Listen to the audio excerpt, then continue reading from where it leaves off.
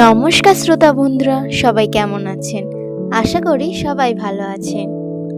পদ্মজার গত পর্বে আমরা দেখেছিলাম হেমলতার মুখে এক অদ্ভুত স্বীকারোক্তি আর গ্রামের নতুন নায়ক লিখন শাহ এর আগমন নিয়ে পূর্ণা ও লাবণ্যের তুমুল কৌতূহল।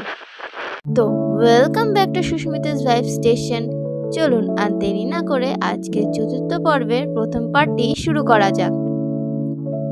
আমি পদ্মজা, পর্ব 4, লেখিকা ইলমা বেহরুজ। দিনটাকে পদ্মজার অলক্ষণে মনে হচ্ছে। সকালে উঠে দেখল লাল মুরগিটার একটা বাচ্চা নেই।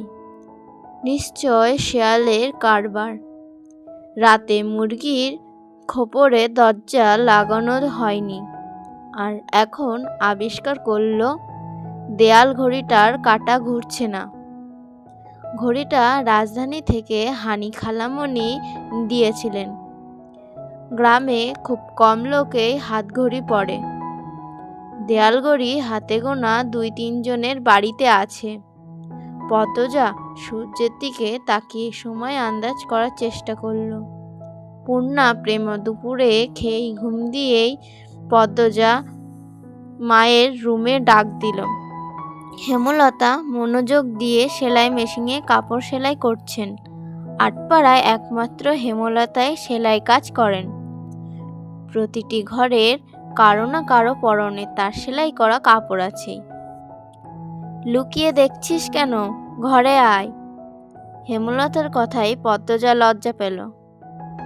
না আম্মা, কাজ আছে। পানি দিয়ে যা।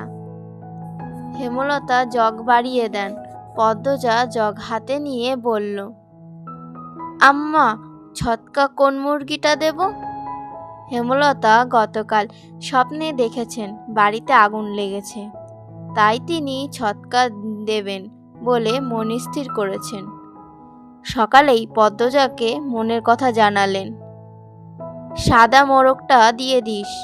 মুন্না কি আসছে? না, প্রতিদিন বিকেলবেলা তো পানি নিতে আসে, কিছুক্ষণ পরই আসবে। হেমলতা আর কথা বাড়ালেন না। পদ্মজা কলপার থেকে পানি নিয়ে আসে। আছরের আজানের সাথে সাথে মুন্না আসলো। গ্রামে সচ্ছল পরিবার নেই বললেই চলে। হাতে গোনা কয়েকটা পরিবারের সচ্ছলতা আছে। হেমলতার পরিবারটা টিকে আছে হেমলতার তীক্ষ্ণ বুদ্ধি এবং পরিশ্রমের জন্য।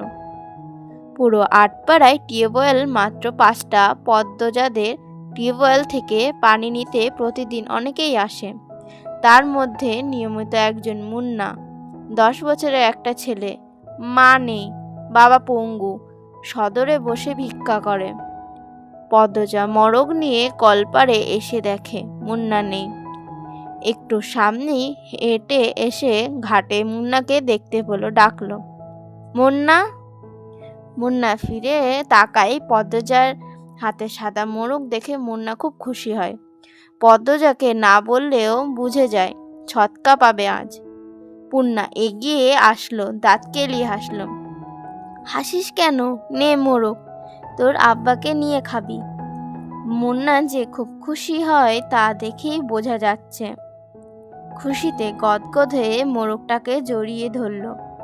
পদ্মজার ঠোঁটে দুটি নিজেদের শক্তিতে প্রশান্তির হাসিতে মেতে উঠল। কি সুন্দর মুন্নার হাসি। পদ্মজা বলল, খুব খুশি? হ, দোয়া করবি আমরা যেন ভালো থাকি। করবা মাপা?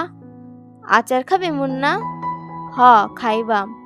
পদ্মজা আবার হাসল। মুন্না পেটুক হওয়ার কথা শুনলেই চোখ চকচক করে ওঠে। পদ্মজা আচার নিয়ে আসে। মুন্নার সাথে বসে আরাম করে খায়। মুন্না একটু একটু করে খেতে খেতে বলল, আপা তুমি খুব ভালা। তাই? হ, বড় হইয়া তোমারে বিয়া করবাম আমি। পদ্মজা বিষম খেল। দ্রুত এদিক ওদিক তাকিয়ে দেখল কেউ শুনল নাকি। বিয়ে তার কাছে খুব লজ্জাজনক শব্দ। বিয়ে নামটা শুনলেই লজ্জায় লাল টকটকে হয়ে যায়। ফিসফিসিয়ে মুন্নাকে জিজ্ঞাসা করল, বিয়ের কথা কোথায় শিখলি? আব্বা কইছে। আর বলবি না এসব, যা বাড়ির যা। পদ্মজা তড়িঘড়ি করে বাড়ির ভিতরে চলে যায়।